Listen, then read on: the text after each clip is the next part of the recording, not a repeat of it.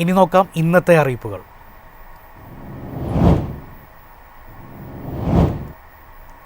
നിയമം ലംഘിച്ചതിന് പിടിച്ചെടുക്കുന്ന വാഹനങ്ങൾക്ക് ഇനി പാർക്കിംഗ് ഫീസ് ഈടാക്കും. ഇതു സംബന്ധിച്ച ഉത്തരവുടൻ ഉണ്ടാകുമെന്ന് മന്ത്രി KB ഗണേഷ് കുമാർ. നിയമലംഘനം നടത്തിയതിന് മോട്ടോർ വാഹന വകുപ്പ് പിടിച്ചെടുത്ത വാഹനങ്ങൾക്ക് പിഴയടക്കുന്നതുവരെ ഇനി പാർക്കിംഗ് ഫീസ് കൂടി നൽകേണ്ടി വരും. ഗുരുതര നിയമലംഘനത്തിന് മോട്ടോർ വാഹന വകുപ്പ് പിടിച്ചെടുക്കുന്ന വാഹനങ്ങൾ നിലവിൽ വകുപ്പിന്റെ ഓഫീസ്, പോലീസ് സ്റ്റേഷൻ പരിസരങ്ങളിലാണ് സൂക്ഷിക്കാറുള്ളത്. ഇനി മുതൽ ഇത്തരം വാഹനങ്ങൾ തദ്ദേശ സ്ഥാപനങ്ങളുടെയോ സ്വകാര്യ വ്യക്തികളുടെയോ പാർക്കിംഗ് സ്ഥലത്തായിരിക്കും ഇടുകയെന്ന് മന്ത്രി KB ഗണേഷ് കുമാർ പറഞ്ഞു. പിഴയടക്കുന്നതിനൊപ്പം ഇതുവരെയുള്ള പാർക്കിംഗ് ഫീസും വാഹന ഉടമ നൽകണം. എങ്കിൽ മാത്രമേ വാഹനം വിട്ടു നൽകുകയുള്ളൂ. ഇതു സംബന്ധിച്ച ഉത്തരവ് ഉടൻ ഉണ്ടാകുമെന്നും മന്ത്രി അറിയിച്ചു. News desk MyFin TV.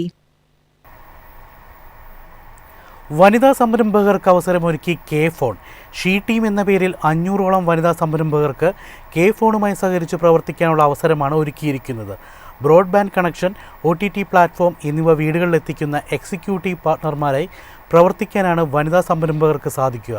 താൽപ്പര്യമുള്ളവർക്ക് www.kphone.in എന്ന വെബ്സൈറ്റിൽ രജിസ്റ്റർ ചെയ്യാൻ നവംബർ 10 വരെ അവസരം. State bank of India clerk നിയമന പരീക്ഷയുടെ പ്രിലിംസ് ഫലം പ്രസിദ്ധീകരിച്ചു. 2025 സെപ്റ്റംബർ 20, 21, 27 തീയതികളിൽ രാജ്യത്തെ വിവിധ കേന്ദ്രങ്ങളിൽ നടത്തിയ പ്രിലിംസ് പരീക്ഷയുടെ ഫലമാണ് പ്രസിദ്ധീകരിച്ചത്. ഔദ്യോഗിക വെബ്സൈറ്റായ www.sbi.co.in